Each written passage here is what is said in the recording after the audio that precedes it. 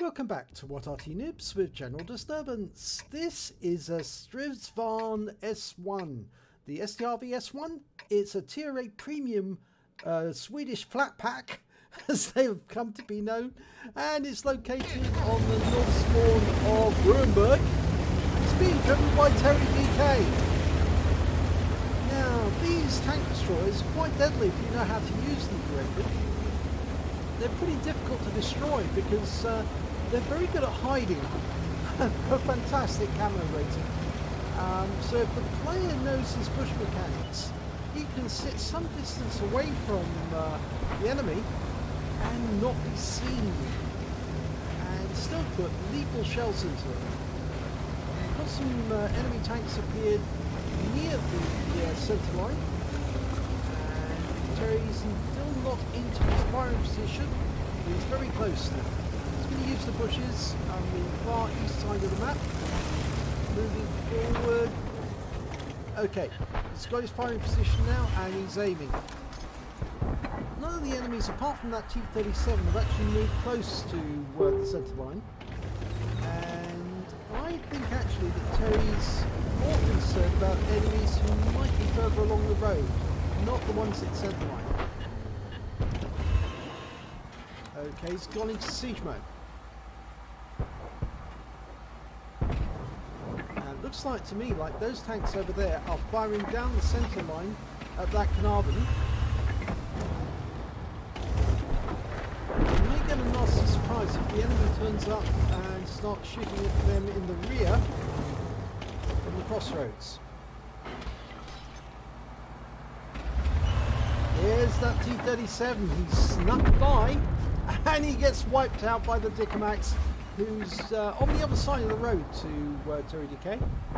Got a T-54 Mob 1, and yes, we can see him, just the top of his turret, there's a loop line there, and he fires around in, but the T-54 Mob 1 moves to one side, so he avoids the shell. So I think he's going to move back into view. There's a Scorpion. Now, he could have shot at that for a second, but he just shot too high. Now you can only see the top of the turret of the T-54, because if he moves the reticule down you can actually see the outline disappears, so it's only the top of the tank you see. There's the Scorpion again. Yeah, he wipes the Scorpion out. It's got very low hit points, the Scorpion, the Tier 7 American tank destroyer. So yeah, it didn't last very long at all.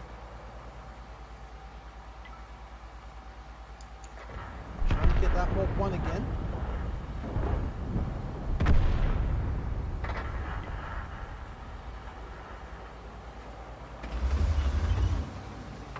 Now we've got two new customers, an IKV-65 and a Jagdpanzer 4. And the Charioteer has made it quite close actually. He's got to the edge, he's on the crossroads, but hiding behind the buildings at the moment.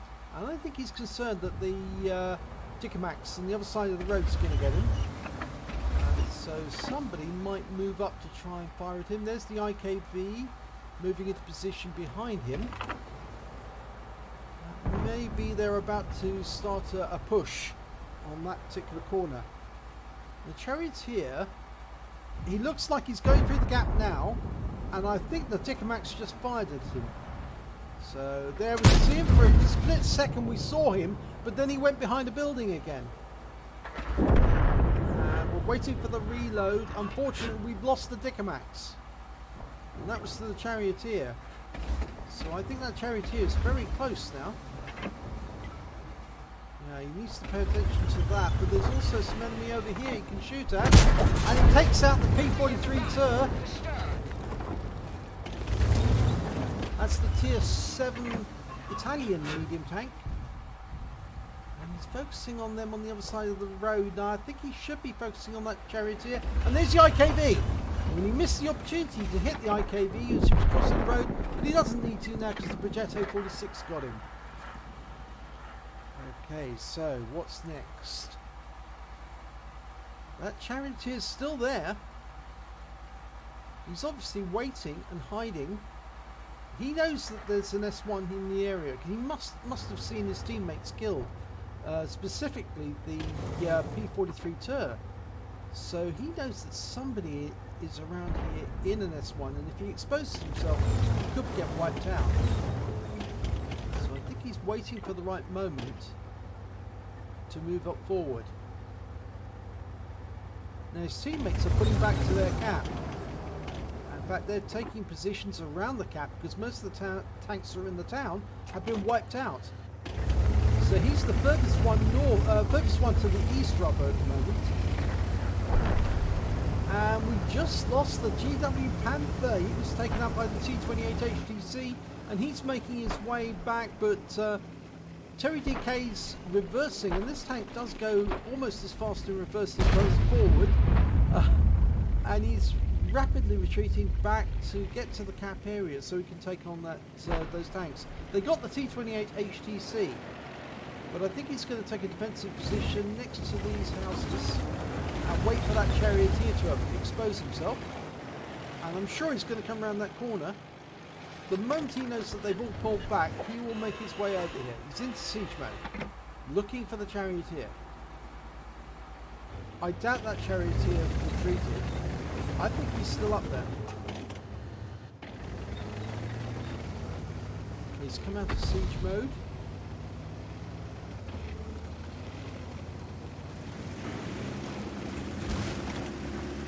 Right, from here he can take on that KV2. Waiting for him to come around the corner though. E25's getting closer actually. Well, it seems like their team are going down to the corner to see if they can attack the KV2, and the Progettos just took a big hit from the KV2. Lost a huge number of hit points. I'm also concerned that that AMX-13F3 is a little too far forward. He should be using his artillery skills to lay down fire on the enemy, but instead, yep, he's just gone and found the dirt cannon of the KV2 to be completely deadly, and he's been taken out of the game. Not what you'd normally expect from an AMX-13F3 driver. There's the charioteer. So he did double back. He wasn't on the east side of the battlefield. He went back through the town area. He must have realised that the ship was there and wanted to avoid it. And we've just lost the E25, so he must have been a fairly inexperienced player to allow himself to fall prey to the charioteer. Now they know that they've got an advantage now. It's 5 against 2. The Progetto's further forward than is really necessary, and he's taking up an aim on the corner, hoping that that T-54 will come around the corner. Progetto will put around it. There's the charioteer. Takes the charioteer out the game. 286 hit points, 3rd kill. Unfortunately, we lost the Progetto, taken out by the charioteer. So he's all alone now against 5 opponents. But I think for a brief moment he was the only one alive against 5 enemy. I think he might be on for a Kolobanov. The charioteer took out, and he just took out the T-54 first prototype. Yes, for a brief moment before the charioteer killed the Progetto, he was 2 against 5. Now he was 1 against 5 when the Progetto was killed, and then he took the charioteer out virtually immediately afterwards. So 4-1, now it's 3-1. Now 2 of those enemy are Arty. The only other one's the KV2, and we know that the KV2 has only got 25% of his health left. And you can hear those explosions. Those explosions are coming from the enemy Arty, who are blind firing at the moment because they can't see the Strv at all. And I don't think the KV2 can either. And I think if I was in that KV2, I would be very, very concerned, because he's up against the tank destroyer, which is notoriously difficult to see at the best of times, and of course he's hiding in a bush, and he's got a fairly good alpha damage. Now that M44 blind fired him. He didn't see the bush, but he speculated that he might be in that bush and to put a shot in. And there's the S51 as well. So now he's lost some hit points. He's been stunned, but they think they know where he is. Now they're still firing. but they're firing at where he was. You can see the explosions on the bushes, and he's relocating to a different bush. And he knocked that pole down, and the Arty would have been looking for something like that. They would have seen it, so they know where he is, just about. He needs to avoid knocking anything down. And that includes furniture, because they can see furniture in battle assistant or overhead mode. You can actually see damage being done to the scenery, especially when you knock down a fence like that. It's very obvious, and it gives the enemy Arty an idea of where you are. Yeah, you see that explosion was nearby. You see, they know where he is. They've worked out where he is, and now, of course, the KB2 is capping. Now, I say that's the KB2 capping, and I'm pretty certain it is the KB2.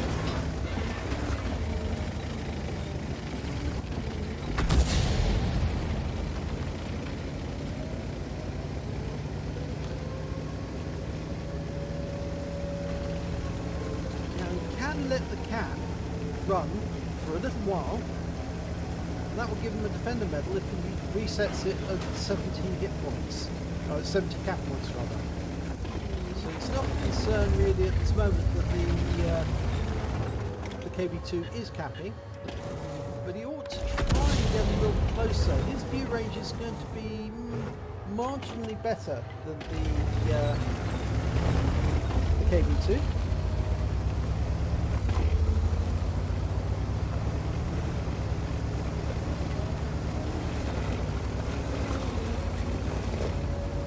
Got a view range of 350 meters. The KB2, if I recall, is actually slightly less.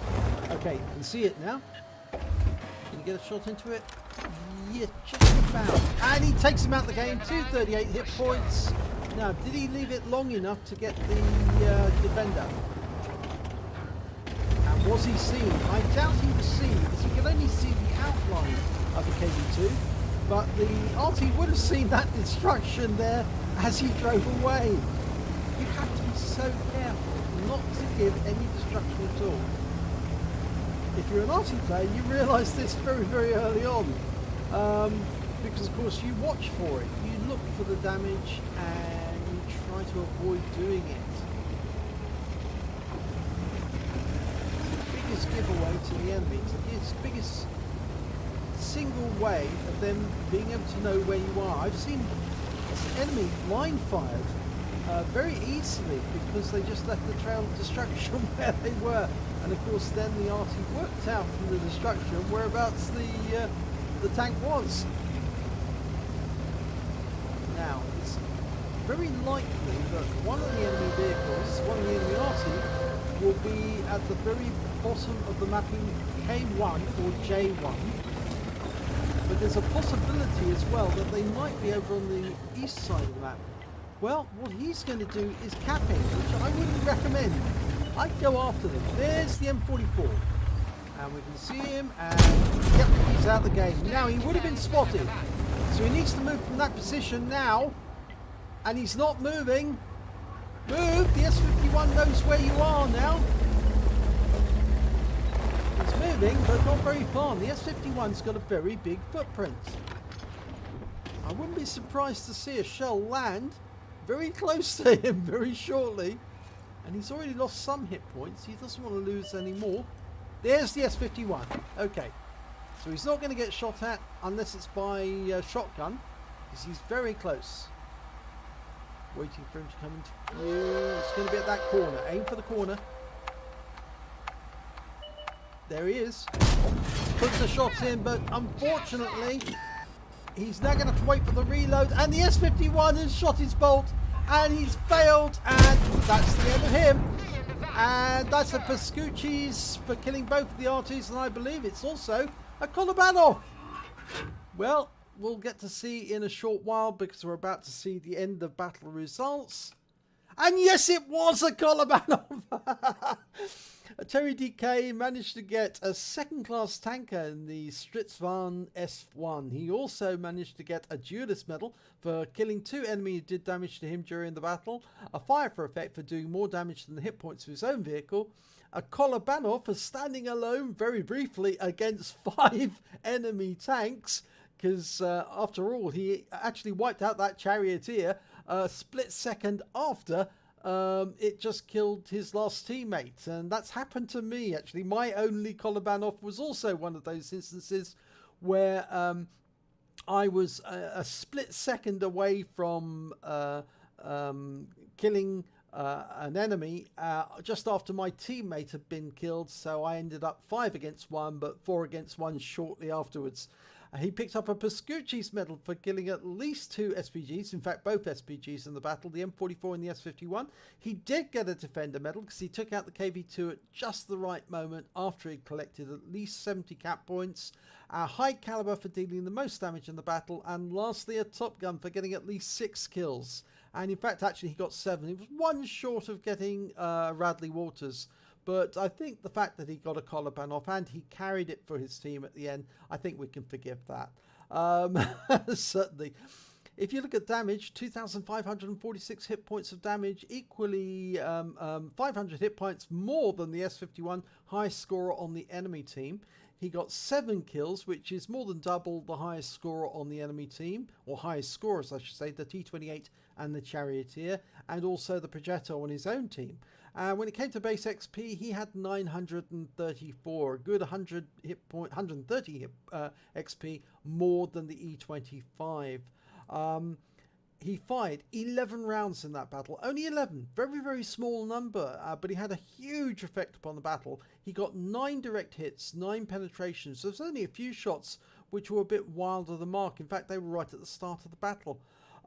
He did damage of 2,546 hit points, of which 599 were at more than 300 meters. He did receive 1 hit, and it was a penetration, unfortunately. And he did receive 1 hit as a result of splash damage as well. He spotted 2 enemy vehicles, and he damaged 7 of the enemy and killed 7 of the enemy, and did damage assistance of 431 hit points. When he actually got the KV2, it was actually a cap count of 82, so he got 82 defense points. But when he actually spotted and killed the S51, the last remaining enemy, he'd already got 78 capture points as well. So you know, doubly good in the sense that he almost scored as many capture points as he did defense points in the battle.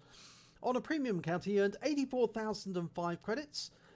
After repair and ammunition resupply, he still had 49,889 credits, nearly 50,000.